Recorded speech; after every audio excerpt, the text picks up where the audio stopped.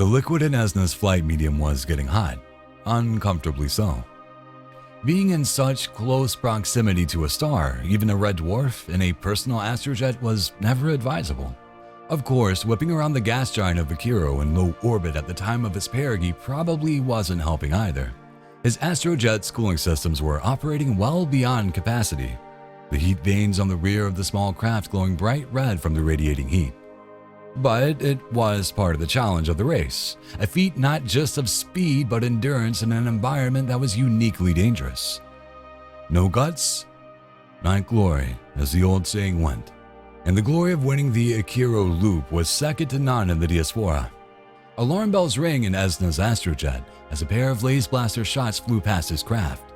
He glanced down at a small radar to see that two other astrojets, very different in design to his 20-foot-long oval-shaped vessel, was on his tail. It was Nicol and Jonah, a pair of professional astrojet racers out of the Cernius Passage who had become mainstays of the 6 monthly Akiro Loop races in recent years. Yet while they had honed their sub-FTL racing skills in the famous flux of the passage, Esna was a local of the Happy Cluster, born and bred in Falls Edge.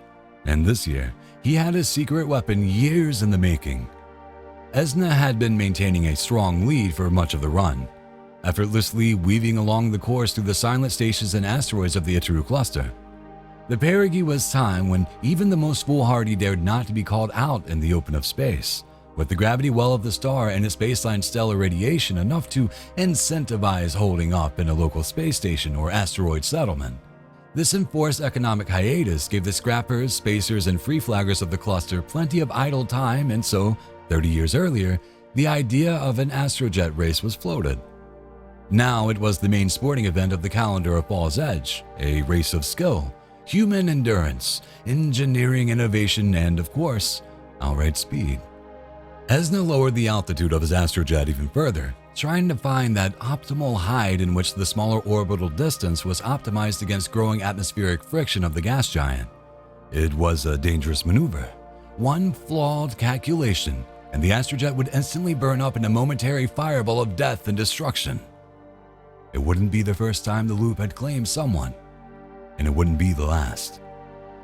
Yet the shift in altitude and a brief firing of his microfusion jets was enough for Esna to pull away from his pursuers outside of their firing range, at least for the moment. He only had to hold on for a few more minutes before he would complete the orbit around Akiro, the loop after which the race was named, and accelerate to escape velocity towards the leading Trojan asteroid cluster of Happy. And of course, he still had his secret weapon. He had worked hard during the past 6 months on rebuilding and tinkering with his astrojet to optimize it. Races were won and lost in the workshop, and what restrictions were placed on the teams of what could and could not be included in the astrojet design. Microfusion reactors. Okay. Life support systems? Of course. Weapons? Absolutely. But the weight and mass limitations on the craft, coupled with prohibitions on zero-point realization fields, meant that the Akiro Loop was the closest thing to a true sub-FTL space race envisaged in science fiction in the past. For there was no point in activating an anti-gravity drive, even if you could fit one into an astrojet, if there was a suitably large gravity well to catch you on the other end. Esna and his small team had worked hard to keep his hidden technological advantage, a revolutionary invention that unto itself had the potential to transform space travel in the Diaspora. Of course, no one would believe him, that he and his small team of semi-professional racers in a derelict hangar in an abandoned zero-G manufacturing station had figured out what the greatest minds and billions of credits spent over 2 centuries had not.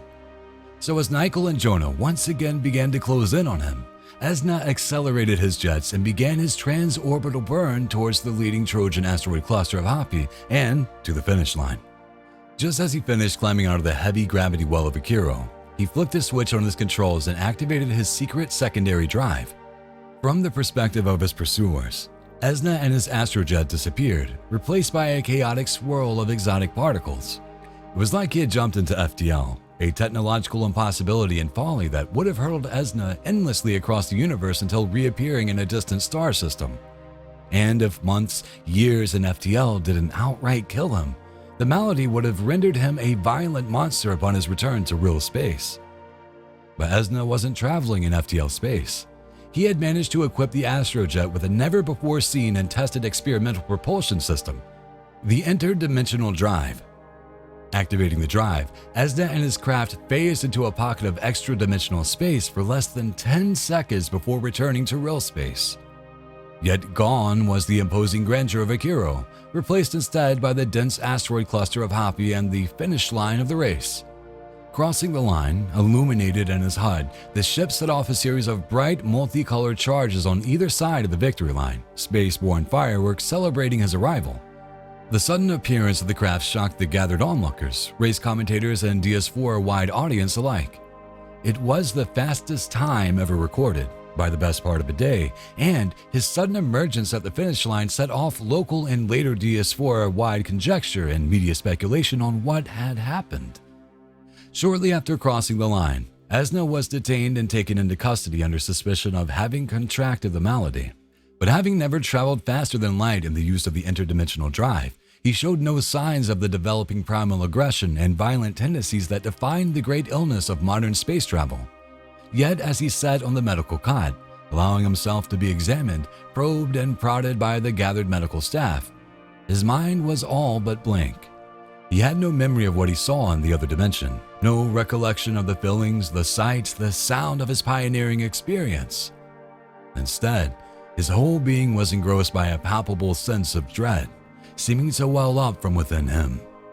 Traveling through interdimensional space may have protected Esna from the malady, but that didn't mean it wasn't home to its own incomprehensible and alien terrors. And now, they knew of humanity.